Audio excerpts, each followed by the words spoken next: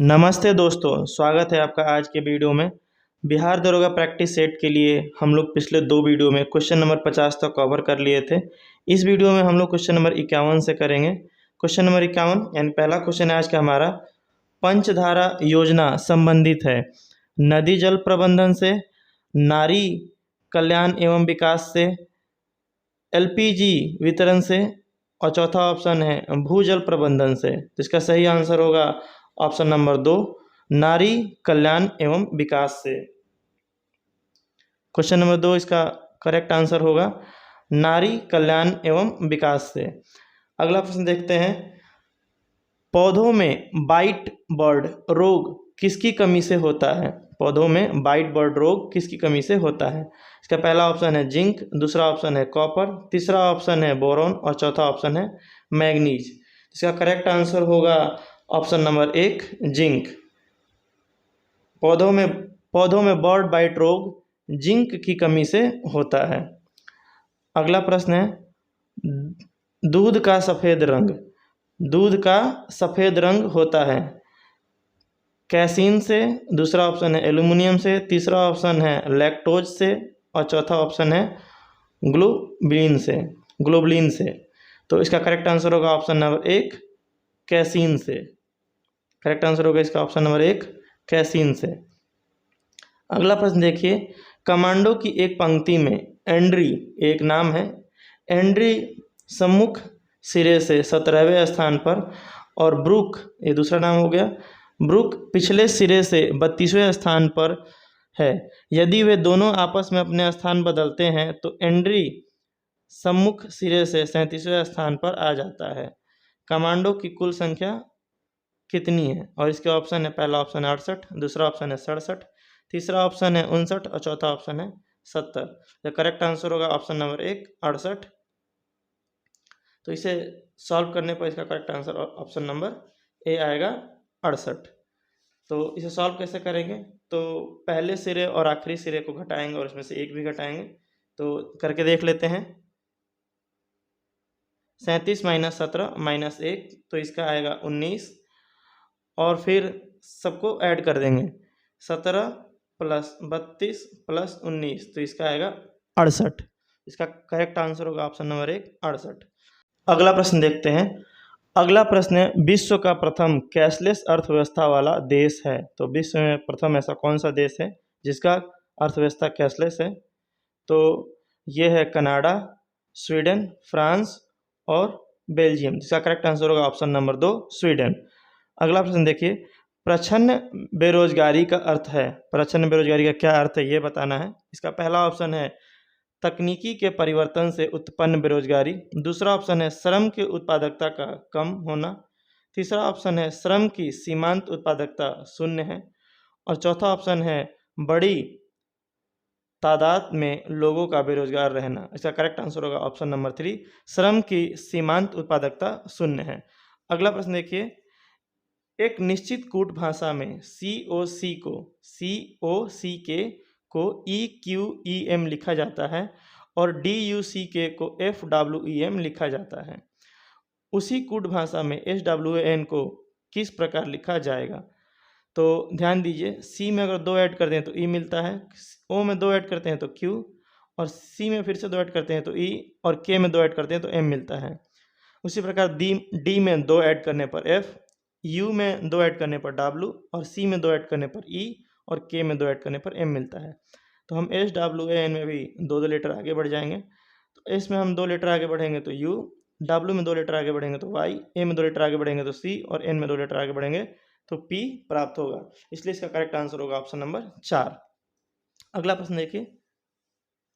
अगला प्रश्न है, भारत में बृहद स्थल है। भारत में बृहद स्थल कौन सा है ये बताना है। और इसका ऑप्शन है राखीगढ़ी, दूसरा ऑप्शन है धोलावीरा, तीसरा ऑप्शन है कालीबंगा और चौथा ऑप्शन है लोथल।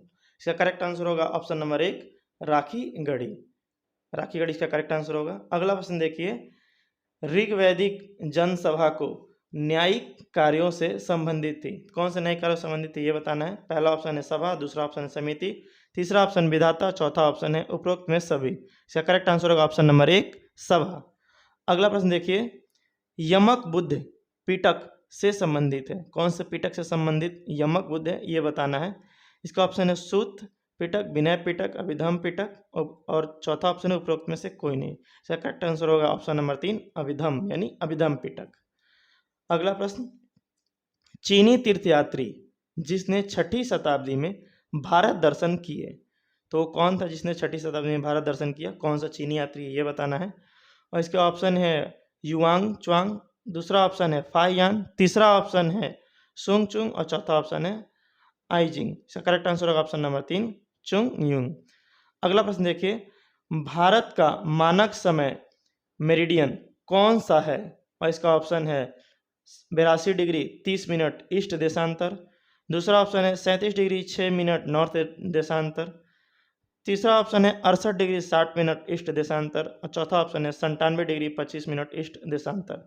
इसका करेक्ट आंसर होगा option number 1 82 degree 30 minute east देशांतर। अगला प्रश्न देखते हैं, निम्नलिखित में से कौन सा जोड़ा सही है? तो एक तरफ क्षेत्र दिया है, दूसरे तरफ मुख्य आर्थिक क्रियाकलाप दिया है। तो पहला ऑप्शन है लद्दाख सूती वस्त्र उद्योग, तो ये भी गलत है, लद्दाख में सूती वस्त्र उद्योग नहीं है। दूसरा ऑप्शन है दंडकारण्य जूट की कृषि, तो ये भी गलत है। तीसरा ऑप्शन है उत्तरी बिहार चीनी उद्योग, तो उत्तरी बिहार में चीनी की खेती होती है, तो चीनी का उद्योग भी है, इसलिए ये तीसरा ऑप्शन सही है। और चौथा ऑप्शन है रॉयल सीमा चाय की बागान, तो ये भी गलत है। तो इसका करेक्ट आंसर होगा ऑप्शन नंबर 3 उत्तरी बिहार चीनी उद्योग। अगला प्रश्न देखिए, इनमें से कौन सा महान हिमालय या हिमाद्री में पर्वत शिखर नहीं है? इसमें बताना है इनमें से कौन सा महान हिमालय या हिमाद्री में पर्वत शिखर नहीं है। इसका ऑप्शन है माउंट कंचनजंगा, दूसरा ऑप्शन है माउंट मकालू, तीसरा ऑप्शन है माउंट नागटिब्बा, और चौथा ऑप्शन है माउंट नंदा देवी। तो इसका करेक्ट आंसर होगा ऑप्शन नंबर 3 माउंट नागटिब्बा, ये हिमाद्री का पर्वत शिखर नहीं है। ठीक है, अगला प्रश्न देखते हैं। अगला प्रश्न है, इनमें से कौन सी भारतीय क्षेत्र में एक खाड़ी नहीं है? कौन सा खाड़ी है जो भारतीय क्षेत्र का नहीं है, ये बताना है। तो कच्छ की खाड़ी, ये भी भारतीय क्षेत्र का है। कैंपबे की खाड़ी या खंभात की खाड़ी, ये भी भारतीय क्षेत्र का है। तीसरा ऑप्शन है मन्नार की खाड़ी, ये भी भारतीय क्षेत्र का है। और चौथा ऑप्शन है अकाबा की खाड़ी, ये भारतीय क्षेत्र का हिस्सा नहीं है।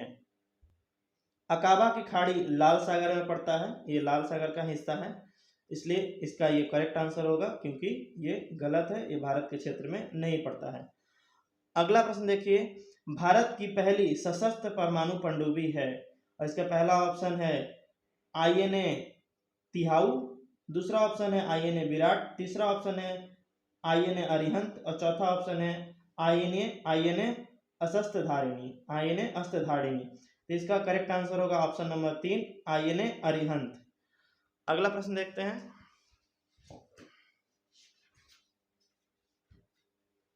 अगला प्रश्न है, इनमें से कौन सा यूरोपीय देश है? और इसका पहला ऑप्शन है बुल्गारिया, दूसरा ऑप्शन है सूडान, तीसरा ऑप्शन है बेनिन, और चौथा ऑप्शन है घाना। इसका करेक्ट आंसर होगा option number A Bulgaria. Bulgaria इसका करेक्ट आंसर होगा, क्योंकि बुल्गारिया एक यूरोपीय देश है। अगला प्रश्न है, बिहार से लोकसभा के लिए कितने सदस्य चुने जाते हैं? बिहार से लोकसभा के लिए कितने सदस्य चुने जाते हैं? और इसके ऑप्शन है 20, दूसरा ऑप्शन है 30, तीसरा ऑप्शन है 35, और चौथा ऑप्शन है 40। तो इसका करेक्ट आंसर होगा ऑप्शन नंबर 4 40। अगला प्रश्न देखिए, खेल कूद में उत्कृष्टता के लिए कौन सा पुरस्कार दिया जाता है? और इसका ऑप्शन है जमनालाल बजाज पुरस्कार, दूसरा ऑप्शन है अर्जुन पुरस्कार, तीसरा ऑप्शन है टैगोर पुरस्कार, और चौथा ऑप्शन है मूर्ति देवी पुरस्कार। इसका करेक्ट आंसर होगा ऑप्शन नंबर 2 अर्जुन पुरस्कार। अगला प्रश्न देखिए, निम्नलिखित में से कौन हड़प्पा और मोहनजोदड़ो के उत्खनन से संबंधित नहीं थे? इसका पहला ऑप्शन है RD बर्मन, दूसरा ऑप्शन है KN दीक्षित, तीसरा ऑप्शन है MS वस्त, और चौथा ऑप्शन है BN स्मिथ। तो इसका करेक्ट आंसर होगा option number 4 BN Smith. BN Smith जो है वो मोहनजोदड़ो और हड़प्पा के खुदाई से यानी उत्खनन से संबंधित नहीं है। अगला प्रश्न देखिए, प्राचीन भारत का नेपोलियन किसे कहा जाता है? चंद्रगुप्त मौर्य, दूसरा ऑप्शन है पुष्यमित्र, तीसरा ऑप्शन है कनिष्क, और चौथा ऑप्शन है समुद्रगुप्त। इसका करेक्ट आंसर होगा ऑप्शन नंबर 4 समुद्रगुप्त। समुद्रगुप्त प्राचीन भारत का नेपोलियन कहा जाता है। अगला प्रश्न देखिए, ढाई दिन का झोपड़ा क्या है? मस्जिद है, मंदिर है, संतों की झोपड़ी है या फिर मीनार है? तो ये अभी प्रेजेंट में एक मस्जिद है, जो कि पहले मंदिर था और इसे 2.5 दिन में तोड़ करके मस्जिद बनाया गया था। अगला प्रश्न देखिए, हल्दी घाटी के युद्ध में महाराणा प्रताप की सेना के सेनापति कौन थे? हल्दी घाटी के युद्ध में महाराणा प्रताप की सेना के सेनापति कौन थे? इसका पहला ऑप्शन है अमर सिंह, दूसरा ऑप्शन है मान सिंह, तीसरा ऑप्शन है हाकिम खान और चौथा ऑप्शन है शक्ति सिंह। इसका करेक्ट आंसर होगा ऑप्शन नंबर 3 हाकिम खान। हाकिम खान हल्दी घाटी के युद्ध में महाराणा प्रताप के सेना के सेनापति थे, हाकिम खान। अगला प्रश्न देखिए, किस वर्ष रेगुलेटिंग एक्ट पारित किया गया? तो 2-3 रेगुलेटिंग एक्ट आए, जिसमें से सबसे पहला रेगुलेटिंग एक्ट 1773 में आया। 1773 में पहला रेगुलेटिंग एक्ट आया। अगला प्रश्न देखिए, किस घटना के बाद महात्मा गांधी ने असहयोग आंदोलन को अपनी हिमालय जैसी भूल बताई? किस घटना के बाद महात्मा गांधी ने असहयोग आंदोलन को अपनी हिमालय जैसी भूल बताई थी? इसका ऑप्शन है चोरा चोरी, दूसरा ऑप्शन है खेड़ा सत्याग्रह, तीसरा ऑप्शन है नागपुर सत्याग्रह और चौथा ऑप्शन है राजकोट सत्याग्रह। इसका करेक्ट आंसर होगा चोरा चोरी, क्योंकि इसमें बहुत सारे पुलिसकर्मी मारे गए थे लोगों के द्वारा, तो इसीलिए महात्मा गांधी ने इसे हिमालय जैसा भूल बताया था। अगला प्रश्न देखिए, 40% चीनी वाला बिलियन प्राप्त करने के लिए 30% चीनी वाले बिलियन की एक निश्चित मात्रा को 48% चीनी वाले बिलियन की 8 लीटर मात्रा में मिश्रित किया जाता है। मिश्रण में 35% चीनी वाले बिलियन की मात्रा कितनी है? और इसका पहला ऑप्शन है 12.8 लीटर, दूसरा ऑप्शन है 13.6 लीटर और तीसरा ऑप्शन है 13.2 लीटर और चौथा ऑप्शन है 12.5 लीटर। तो एक का 8 लीटर आया है, तो दूसरे का क्या आएगा ये बताना है। तो इसको सॉल्व कर लेते हैं।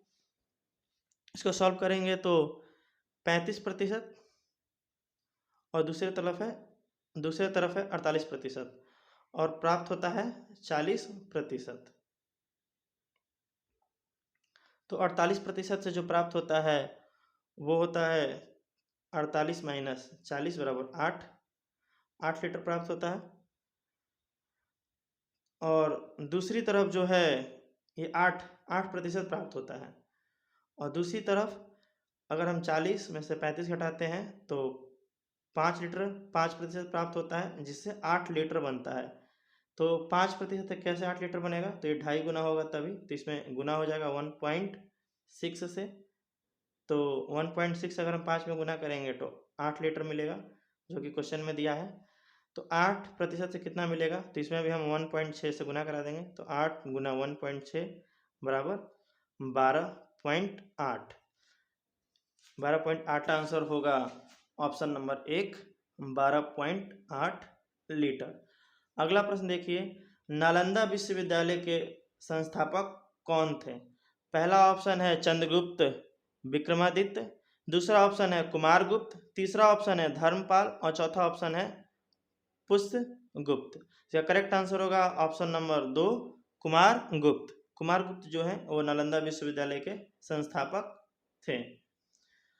अगला प्रश्न देखिए, 1922 में गया के इंडियन नेशनल कांग्रेस के अधिवेशन के अध्यक्ष कौन थे? 1922 में जो गया में इंडियन नेशनल कांग्रेस का अधिवेशन हुआ था, तो उसमें अध्यक्ष कौन है ये बताना है। और इसका पहला ऑप्शन है चित्तरंजन दास, दूसरा ऑप्शन है SN बनर्जी, तीसरा ऑप्शन है डॉक्टर राजेंद्र प्रसाद और चौथा ऑप्शन है हकीम अजमल खान। तो इसका करेक्ट आंसर होगा ऑप्शन नंबर 1 चित्तरंजन दास। अगला प्रश्न देखिए, सबसे बड़ी तटीय रेखा किस देश की है? सबसे बड़ी तट रेखा जो है वो किस देश की ये बताना है। इसके ऑप्शन है USA, दूसरा ऑप्शन है ऑस्ट्रेलिया, तीसरा ऑप्शन है कनाडा और चौथा ऑप्शन है भारत। इसका करेक्ट आंसर होगा ऑप्शन नंबर 3 कनाडा। कनाडा का जो तट रेखा है वो सबसे लंबा है, ये 2,02,080 किलोमीटर का है। 2,02,080 किलोमीटर लंबा इसका तट रेखा है। अगला प्रश्न देखिए, नेपाइन ये यूरोप का पहाड़ है, अपलेशियन ये अमेरिका का पहाड़ है, और अरावली ये भारत का पहाड़ है। तो उदाहरण है, तो ये सब जो पहाड़ है, पर्वत श्रृंखला है, ये किसका उदाहरण है ये बताना है। इसका पहला ऑप्शन है युवा पर्वत श्रृंखला, दूसरा ऑप्शन है पुरानी पर्वत श्रृंखला, तीसरा ऑप्शन है ब्लॉक पर्वत श्रृंखला, और चौथा ऑप्शन है फोल्ड पर्वत श्रृंखला। का करेक्ट आंसर होगा ऑप्शन नंबर 2, पुरानी पर्वत श्रृंखला। तो भारत में और यूरोप में और अमेरिका के ये जो जितने भी पहाड़ हैं ये सारे पुराने पर्वत हैं, पुराने पर्वत की श्रृंखला है। करेक्ट आंसर होगा ऑप्शन नंबर 2, पुरानी पर्वत श्रृंखला। अगला प्रश्न देखिए, निम्नलिखित में से कौन सी नदियाँ बंगाल की खाड़ी में गिरती है। निम्नलिखित में से कौन सी नदियाँ जो है वो बंगाल की खाड़ी में गिरती है ये बताना है। इसका पहला ऑप्शन है गंगा ब्रह्मपुत्र गोदावरी, दूसरा ऑप्शन है महानदी कृष्णा और कावेरी, तीसरा ऑप्शन है लूनी नर्मदा और ताप्ती, और चौथा है दोनों, 1 और 2। इसका करेक्ट आंसर होगा ऑप्शन नंबर 4, 1 और 2 दोनों, क्योंकि गंगा ब्रह्मपुत्र गोदावरी ये बंगाली खाड़ी में गिरती है, और साथ ही साथ महानदी कृष्णा और कावेरी ये भी बंगाली खाड़ी में जाकर गिरती है, जबकि लूनी नर्मदा और माही ये अरब सागर में गिरती है। तो करेक्ट आंसर होगा ऑप्शन नंबर 4, 1 और 2 दोनों। अगला प्रश्न देखिए, भारत में यरलुंग जंगबो नदी के नाम से नदी को किस नाम से जाना जाता है। भारत में यरलुंग जंगबो नदी को किस नाम से जाना जाता है, और इसका ऑप्शन है गंगा, सिंधु, ब्रह्मपुत्र और महानदी। इसका करेक्ट आंसर होगा ऑप्शन नंबर 3, ब्रह्मपुत्र। ब्रह्मपुत्र को ही चीन में यानी तिब्बत में यरलुंग जंगबो नदी के नाम से जाना जाता है, और इसे भारत में ब्रह्मपुत्र, भारत के असम में ब्रह्मपुत्र नाम से जाना जाता है। और अगला प्रश्न देखिए, निम्नलिखित में से किस राज्य में जनजातीय समुदाय की पहचान नहीं की गई है, और इसका पहला ऑप्शन है महाराष्ट्र, दूसरा ऑप्शन है छत्तीसगढ़, तीसरा ऑप्शन है हरियाणा, और चौथा ऑप्शन है कर्नाटक। इसका करेक्ट आंसर होगा ऑप्शन नंबर 3, हरियाणा। अगला प्रश्न देखिए, बिहार में डालमिया नगर किसके लिए प्रसिद्ध है। पहला ऑप्शन रेशम, दूसरा ऑप्शन सीमेंट, तीसरा ऑप्शन चमड़ा, और चौथा ऑप्शन जूट। तो ये फेमस है सीमेंट के लिए, तो इसका ऑप्शन नंबर 2 सही आंसर होगा। अगला प्रश्न देखिए, भारत में कौन से 2 राज्य सबसे बड़े पैमाने पर लौह अयस्क से संपन्न है। जो कौन सा 2 राज्य जिसमें सबसे ज़्यादा लौह अयस्क पाए जाते हैं, तो वो है, तो इसके लिए ऑप्शन है बिहार, पश्चिम बंगाल, दूसरा ऑप्शन है मध्य प्रदेश और उड़ीसा, तीसरा ऑप्शन है बिहार और उड़ीसा, और चौथा ऑप्शन है मध्य प्रदेश और पश्चिम बंगाल। इसका करेक्ट आंसर होगा ऑप्शन नंबर 2, मध्य प्रदेश और उड़ीसा। अगला प्रश्न देखिए, निम्नलिखित झीलों में से कौन सा झील बिहार में स्थित है। निम्नलिखित झीलों में से कौन सी झील बिहार में स्थित है, और इसका ऑप्शन है अनुपम झील, दूसरा ऑप्शन है सांभर झील, तीसरा ऑप्शन है सुखना झील, और चौथा ऑप्शन है कामा झील। इसका सही आंसर होगा ऑप्शन नंबर 1, अनुपम झील। अगला प्रश्न देखिए, 1920-21 के असहयोग आंदोलन 1920-21 के असहयोग आंदोलन के दौरान बिहार में प्रचलित मान्यताओं में से एक यह थी कि उनकी जीत होगी, क्योंकि गांधी धर्म के प्रतीक थे, गांधी एक निपुण राजनीतिज्ञ थे, गांधी को अंग्रेजों को हराने का तरीका पता था, और चौथा ऑप्शन है गांधी अंग्रेजी जानते थे। इसका करेक्ट आंसर होगा ऑप्शन नंबर 1, गांधी धर्म के प्रतीक थे, इसलिए बिहार के लोग मानते थे कि उनका जीत होगा। अगला प्रश्न देखिए, निम्नलिखित में से कौन सा कथन सही है। इसके 4 कथन दिए गए, ये बताना है कौन सही है। इसका पहला कथन है 1857 में दरभंगा, डुमरांव और हटवा के महाराजाओं और उनके साथी जमींदारों ने आदमी तथा पैसों से अंग्रेजों की मदद की। दूसरा ऑप्शन है 1857 में दरभंगा, डुमरांव और हटवा के महाराजाओं और उनके साथी जमींदारों ने आदमियों से अंग्रेजों की मदद की, पैसे से नहीं। और तीसरा ऑप्शन है 1857 में दरभंगा, डुमरांव और हटवा के महाराजाओं और उनके साथी जमींदारों ने पैसे से अंग्रेजों की मदद की, आदमियों से नहीं। और चौथा ऑप्शन है 1857 में दरभंगा, डुमरांव और हटवा के महाराजाओं और उनके साथी जमींदारों ने अंग्रेजों का विरोध किया, और इसका करेक्ट आंसर होगा ऑप्शन नंबर 1, कि दरभंगा, डुमरांव और हटवा और उनके महाराज और साथी ने मिलकर अंग्रेजों का पैसों और आदमी से मदद किया, मतलब आदमी भी दिया और पैसे भी दिए। महाराजा ने ऐसे अंग्रेजों का मदद किया, यही इसका करेक्ट आंसर होगा, ऑप्शन नंबर 1। अगला प्रश्न देखिए, निम्नलिखित में कौन सी संख्या 8 से विभाजित है? इसका पहला ऑप्शन है 12312 यानी 12,312, दूसरा ऑप्शन है 12,316, तीसरा ऑप्शन है 12,318 और चौथा ऑप्शन है 12,314। तो जिसके लास्ट का 3 अंक 8 से विभाजित होगा वो पूरे 8 से विभाजित होगा। तो पहला ऑप्शन है 12,312, तो 312 इसमें 8 से विभाजित है। 312 को अगर हम 8 से भाग देंगे तो ये 39 बार में पूरा चला जाएगा, इसीलिए ये पूरा नंबर विभाजित होगा। इसका करेक्ट आंसर होगा ऑप्शन नंबर 1। अगला प्रश्न देखिए, रुपए की परिवर्तनीयता का तात्पर्य है। रुपए के परिवर्तन का तात्पर्य क्या है? रुपए नोटों का सोने में परिवर्तन होने में सक्षम होना, रुपए तथा अन्य प्रमुख मुद्राओं का आपस में आज़ादी से परिवर्तन की अनुमति देना। तीसरा ऑप्शन है बाजार की ताकतों द्वारा रुपए का मूल्य तय किए जाने की अनुमति देना। और चौथा ऑप्शन है भारत में मुद्राओं के लिए एक अंतर्राष्ट्रीय बाजार का विकास करना।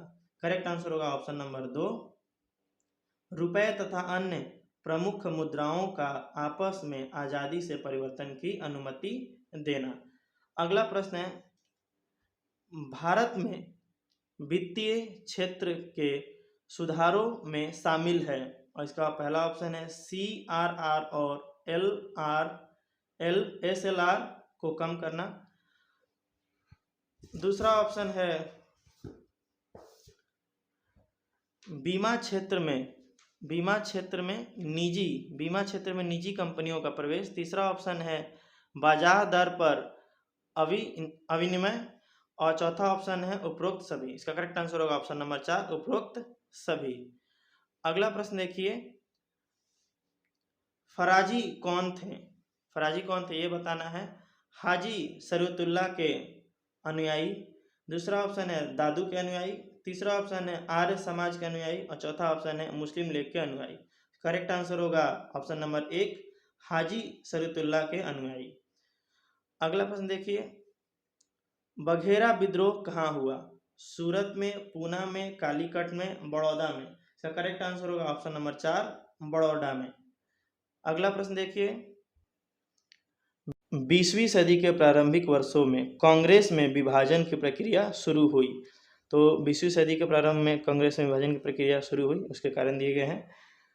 कांग्रेस आंदोलन की रणनीतियों पर, कांग्रेस आंदोलन के उद्देश्यों पर, कांग्रेस आंदोलन में लोगों की भागीदारी पर, उपरोक्त सभी। इसका करेक्ट आंसर होगा ऑप्शन नंबर 4, उपरोक्त सभी। अगला प्रश्न देखिए, पेंसिल से भरे किसी बैग में 3/4 पेंसिल रंगीन थी और उसमें 8/15 पेंसिल लाल थी। यदि बैग में 40 लाल पेंसिल थी तो बैग में पेंसिलों की कुल संख्या कितनी थी? तो इसे सॉल्व करना पड़ेगा। इसे सॉल्व करने के लिए देखते हैं। तो 3/4 था पेंसिल और एक पेंसिल था 8/15 और कुछ और पेंसिल है जिसे हम x मान लेते हैं, और टोटल 40 पेंसिल होते हैं। तो ये जो x पेंसिल है वो बताना है कितना है। तो इसे हम सॉल्व करेंगे तो 2x/15 आएगा इसे कट होने के बाद, क्योंकि इससे कट हो जाएगा और ये इससे 5 बार में कट हो जाएगा। तो 2x/5 आना चाहिए। 2x/5 आएगा बराबर 40। तो ये 5/2 इधर चला जाएगा, तो x बराबर 40 गुना में 5/2, तो ये कटेगा इससे 20 बार में, तो 20×5 100। x बराबर 100, तो 100 पेंसिल होगा। इसका ऑप्शन देख लेते हैं। इसका ऑप्शन है पहले में 100, दूसरे में 120, तीसरे में 150 और चौथे ऑप्शन में 180। तो हम लोगों ने इसका आंसर देख लिया, इसका आंसर 100 होगा, 100 पेंसिल। अगला प्रश्न देखिए, भारतीय संविधान के किस संशोधन अधिनियम में मतदाताओं की उम्र यानी वोट देने वाले की उम्र 21 से घटाकर 18 कर दी गई? इसका पहला ऑप्शन है 1992 का 73वां संविधान संशोधन, दूसरा ऑप्शन है 2002 का 86वां संविधान संशोधन, तीसरा ऑप्शन है 1993 का 74वां संविधान संशोधन और चौथा ऑप्शन है 1889 का 61वां संविधान संशोधन। इसका करेक्ट आंसर होगा ऑप्शन नंबर 4, 1889 का 61वां संविधान संशोधन। इसी संशोधन से मतदाता का उम्र, वोट देने का उम्र 21 से घटाकर 18 वर्ष कर दिया गया। अगला प्रश्न देखिए, इनमें से कौन सा संघ सूची के तहत कोई विषय नहीं है? संघ सूची में जो विषय नहीं है वो बताना है।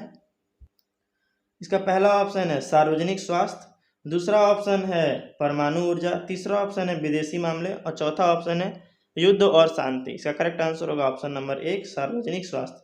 सार्वजनिक स्वास्थ्य जो है वो संघ सूची का विषय नहीं है।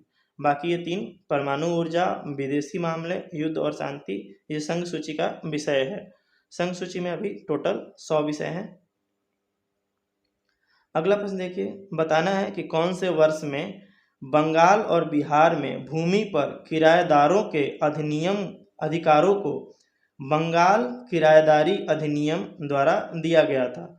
और इसके ऑप्शन है 1985, दूसरा ऑप्शन है 1986, तीसरा ऑप्शन है 1889 और चौथा ऑप्शन है 1900। इसका करेक्ट आंसर होगा ऑप्शन नंबर 1, 1985। 1985 में बंगाल और बिहार में भूमि पर किराएदारों के अधिकारों को बंगाल किराएदारी अधिनियम द्वारा दिया गया था।